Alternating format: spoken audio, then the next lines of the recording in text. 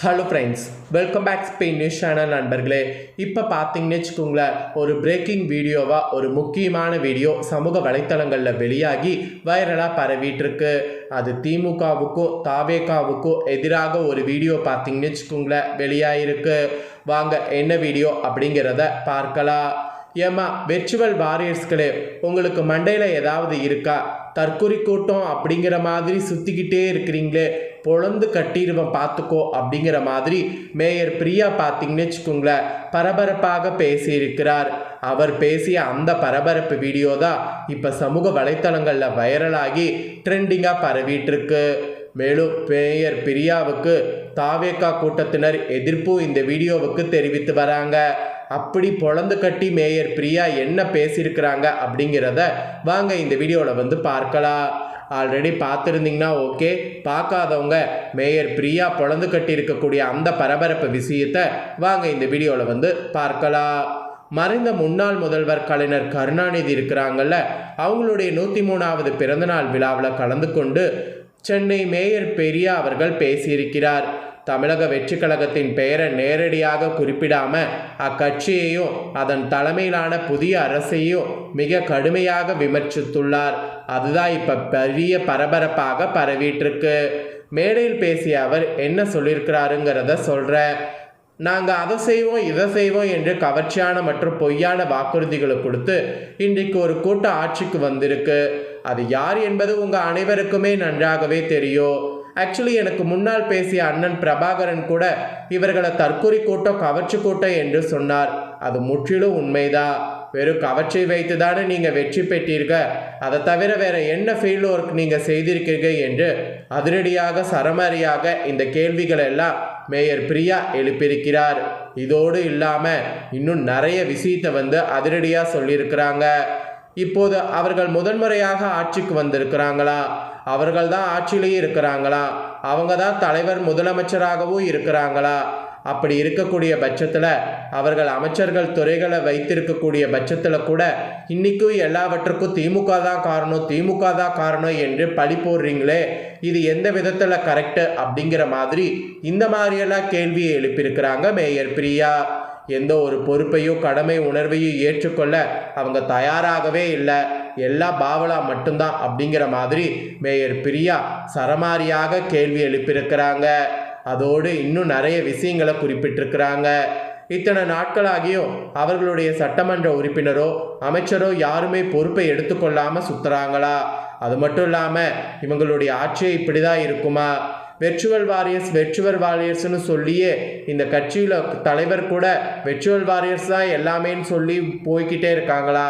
Actually virtual warriors அப்படிங்கிறது ஒன்றுமே ஒரு படம் மாதிரி நீங்கள் இது பண்ண முடியாது. வெர்ச்சுவல் வாரியர்ஸ்னு சொல்கிறீங்களே, மண்டையில் ஏதாவது இருக்கா? ஒரு விஷயம் செய்யறதுக்கு முன்னாடி அது உண்மையா பொய்யா அப்படிங்கிறத தெரிந்து கொள்ள மாட்டீங்களா? நீங்கள் பாட்டு வெர்ச்சுவல் வாரியர்ஸ் தான் எல்லாமே சொல்கிறீங்க, அப்போ அவங்கள வைத்து படையெடுப்பது போல் எடுத்துட்டு நீங்கள் பாட்டு போயிடுவீங்களா? இது ஒன்றும் சினிமா கிடையாது. 3 மணி நேரம் படம் பார்த்து விட்டு வெளியே ரிவ்யூ சொல்வதற்கு இது ஒரு பெரிய ஆட்சி அமைப்பு, ஒரு அரசியலில் மக்களுக்கு நல்லது செய்யக்கூடிய ஒரு மேடை. இங்கு இந்த மாதிரி வெர்ச்சுவல் வாரியர்ஸ்னு சொல்லி சுற்றுறீங்களே, இது கரெக்டாக? இந்த மாதிரியெல்லாம் சரமாரியாக மேயர் பிரியா கேள்வி எழுப்பியிருக்கிறாங்க. முன்னாள் முதல்வர் கலைஞர் கருணாநிதி 103வது பிறந்தநாள் விழாவில் கலந்து கொண்டு பேசிய சென்னை மேயர் பிரியாவுடைய இந்த வீடியோ தான் இப்போ சமூக வலைத்தளங்களில் பெரிய பரபரப்பை ஏற்படுத்தியிருக்கு. இதுக்கு பதிலடி கொடுக்கக்கூடிய விதமாக தாவேகா தரப்பினர் நிறைய சரமாரி கேள்வியை மேயர் பிரியாவுக்கு வைக்கிறாங்க. முதல்ல நீங்கள் தற்கூரி கூட்டம்னு எங்களை சொல்கிறீங்களே, நீங்கள் முதல்ல தற்கூரி மாதிரி நடந்துக்கிட்டீங்களே, அது உங்களுக்கு கரெக்டா அப்படிங்கிற மாதிரி பதில் கேள்விகளை எழுப்பிட்டு வராங்க தாவேகாவினர். ஸோ ஒரு பக்கம் திமுகவிற்கு ஆதரவாக இந்த மாதிரி மேயர் பேசினது பெரிய பரபரப்பை ஏற்படுத்தியிருக்கு. ஸோ இந்த ஒரு விஷயத்தை பற்றி உங்களுடைய கருத்து என்ன அப்படிங்கிறத கண்டிப்பாக கமெண்ட் பண்ணுங்கள். இதோடு பார்த்தீங்கன்னு வச்சுக்கோங்களேன், இன்னொரு முக்கிய விஷயமானது தற்போது வெளியாயிருக்கு. அது என்ன அப்படிங்கிறதையும் உங்களுக்கு ஷேர் பண்ணுறேன். வாங்க அந்த பிரேக்கிங் நியூஸையும் இந்த வீடியோவில் தெரிஞ்சுக்குவீங்க. அதாவது திருச்சி கிழக்கில் களமிறங்க இருப்பதாக லாரன்ஸ் மாஸ்டர் ஒரு முக்கிய அறிவிப்பை வெளியிட்டதாக ஒரு பதிவு உலா வருது. ஜூன் 11 அந்த முக்கிய அறிவிப்பு வெளியாகும் என்று குறிப்பிடப்பட்டிருக்கு. ஸோ இந்த நியூஸும் இப்போ சமூக வலைத்தளங்களில் ட்ரெண்டிங்காக பரவுது. வாங்க இந்த நியூஸையும் இந்த வீடியோவில் ஷேர் பண்ணுறேன். தமிழ் திரையுலகில் முன்னணி நடிகர், நடன இயக்குனர் மற்றும் சமூக சேவராக பிரபலமான ராகவா லாரன்ஸ் குறித்து கடந்த சில நாட்களாக அரசியல் வட்டாரங்களில் பரபரப்பான தாள்கள் பரவி வந்தது. குறிப்பாக வரவிருக்கக்கூடிய தேர்தலில் திருச்சி கிழக்கு தொகுதியில் அவர் போட்டியிட உள்ளதாக சமூக வலைத்தளங்கள் மற்றும் சில ஊடகங்களில் செய்திகள் வெளியாகியிருந்தது. இந்த நிலையில் அந்த தாள்களுக்கு நேரடியாக பதிலளிக்கக்கூடிய வகையில் லாரன்ஸ் தனது இன்ஸ்டாகிராம் பக்கத்தில் முக்கிய பதிவு ஒன்றை வெளியிட்டுள்ளார். அந்த பதிவு தான் தற்போது இணையத்தில் வைரலாகி வருகிறது. ஸோ வாங்க அது என்ன பதிவுங்கிறத பார்க்கலாம். அவருடைய பதிவில் திருச்சி கிழக்கு தொகுதியில் தான் தேர்தல் போட்டியிட போவதாக பல்வேறு ஊடகங்களில் தாள்கள் பரவி வருவதாக குறிப்பிட்ட லாரன்ஸ் இது குறித்து பல ஊடக நண்பர்கள் தொலைபேசி மூலமும் நேரிலையும் தொடர்பு கொண்டு விளக்கம் கேட்டதாக தெரிவித்துள்ளார். மேலும் இந்த யூகங்கள் அதிகரித்து கொண்டே சென்றதால் அதற்கு விளக்கம் அளிக்க வேண்டிய அவசியம் ஏற்பட்டதாக அவர் கூறியுள்ளார். அதோடு தற்போது தான் பென்ஸ் திரைப்படத்தின் படப்பிடிப்பில் முழுமையாக ஈடுபட்டிருப்பதாகவும் அந்த படத்தின் பணிகள் ஜூன் 10 வரை தொடரும் என்று லாரன்ஸ் தெரிவித்துள்ளார்.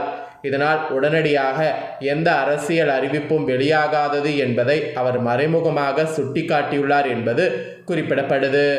ஆனால் லாரன்ஸ் பதிவின் இறுதியில் கூறியிருக்கக்கூடிய ஒரு வரிதான் ரசிகர்கள் மற்றும் அரசியல் வட்டாரங்களில் கவனத்தை இப்போ அதிகமாக ஈர்த்திருக்கு. அதாவது, என் அம்மாவின் ஆசீர்வாதத்தோடு என் வாழ்க்கை தொடர்பான ஒரு முக்கியமான முடிவு ஜூன் 11 காலை 9:30 மணிக்கு அறிவிக்கப்படும் என்று அவர் குறிப்பிட்டுள்ளார். ஸோ இதன் காரணமாக அவர் அறிவிக்கக்கூடிய முடிவு அரசியல் தொடர்பானதா, இல்லை புதிய சமூக சேவை இயக்கமா, அல்லது திரைப்பட பயணம் குறித்த அறிவிப்பா என்ற கேள்விகள் தற்போது சமூக வலைத்தளங்களில் எழுந்திருக்கு. லாரன்ஸ் நீண்ட காலமாக மாற்றுத்திறனாளிகள், ஆதரவற்ற குழந்தைகள், ஏழை மாணவர்கள் உள்ளிட்டவருக்கு பல்வேறு உதவிகளை செய்து வருகிறார் என்பது குறிப்பிடப்படுது. அவரது அறக்கட்டளை மூலம் ஆயிரக்கணக்கானோருக்கு உதவி செய்து வருவது சமூக சேவையோடு தொடர்புடைய புதிய திட்டம் ஒன்றை அறிவிக்கிறது என்று அவர் பார்த்தீங்கன்னு வச்சுக்கோங்களேன், நிறைய விஷயங்கள் செய்வார்.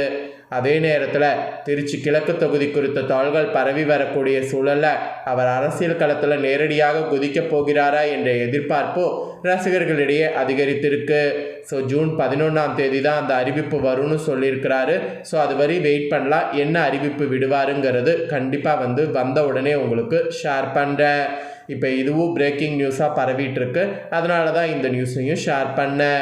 ஸோ இந்த வீடியோவை ஸ்கிப் பண்ணாமல் பார்த்துருந்தீங்கன்னா 2 முக்கியமான நியூஸ்களை தெரிஞ்சுக்கிட்டது ரொம்ப யூஸ்ஃபுல்லாக இருந்திருக்குன்னு சொல்லி நான் நம்புகிறேன். இதை உங்கள் ஃப்ரெண்ட்ஸ் ஃபேமிலிக்கும் ஷேர் பண்ணுங்கள். அதே போல் புதிய தகவல்களை தெரிந்து கொள்ள சேனலை சப்ஸ்கிரைப் பண்ணுங்கள். நன்றி, வணக்கம்.